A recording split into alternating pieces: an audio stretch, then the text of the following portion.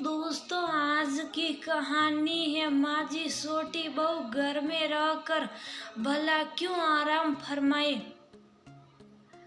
दोस्तों, कहानी शुरू करने से पहले अगर आपने चैनल को सब्सक्राइब नहीं किया हो तो कर लीजिए ताकि आपके पास पहुंच सके और नया वीडियो।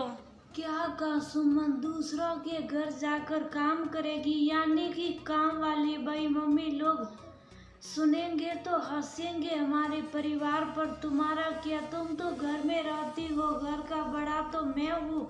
4 लोगों को मुझे जवाब देना होगा। शर्म आ रही है सोच कर भी। शीला जी के बड़े बेटे महेश ने चिल्लाते हुए अपनी माँ से कहा, बेटा शर्म तो मुझे भी बहुत आती है जब तू और तेरी बहू मिलकर मेरी और मैं अपने छोटे भाई के परिवार की रोटियां गिनते। माना वो तुझसे कम कमाते, लेकिन ये भी तो देख वो और उसकी बीवी घर के कितने काम बिना 1 रुपए लिए फ्री में करते। तेरे बच्चों को स्कूल छोड़कर आना, उन्हें पढ़ाना, दोनों टाइम खाना बनाना, बर्तन मांजना, शादी बाजार के भी सारे काम, इनके लिए तुझे पैसे देने पड़े तो पता चल जाएगा। शीला जी शांत स्वर में अपनी बात रखते हुए बोली, मम्मी मीरा नौकरी कर कमा कर लाती है, आपकी छोटी बहू की तरह घर में आराम मतलब हाउसवाइफ थोड़ी ना है।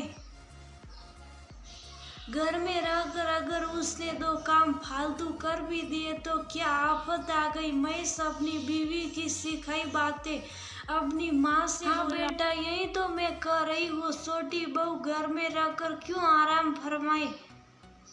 जब बड़ी बहू बाहर जाकर इतनी मेहनत करती है तो इससे भी थोड़े हाथ पैर तो चलाने ही चाहिए, वरना घर में बैठी बैठी मोटी हो जाएगी और फिर घर के खर्चे का सारा बोझ तुम दोनों पर डालना भी तो ठीक नहीं। अब इसके बच्चे भी बड़े हो रहे हैं, बढ़ेंगे, एक की कमाई में तो पूरा नहीं पड़ेगा, इसलिए इसे भी आत्मनिर्भर बनना जरूरी है। शीला जी बड़े बेटे बहू की तरफ देखते हुए बोली, अरे नहीं मम्मी, आपके बेटे ते यूं ही नाराज हो रही हैं। देवरानी जी तो बहुत काम करती, फिर इनके बच्चे हमारे बच्चों से अलग थोड़ी ना मैनेज कर लेंगे, इसे नौकरी करने की कोई जरूरत नहीं। शीला जी की बड़ी बहू बात बिगड़ती देखकर मीठी आवाज में बोली, क्योंकि उसे पता था अगर देवरानी भी काम करने के लिए बाहर निकल गई तो पीछे से घर का सारा काम उसके सिर पर आ पड़ेगा,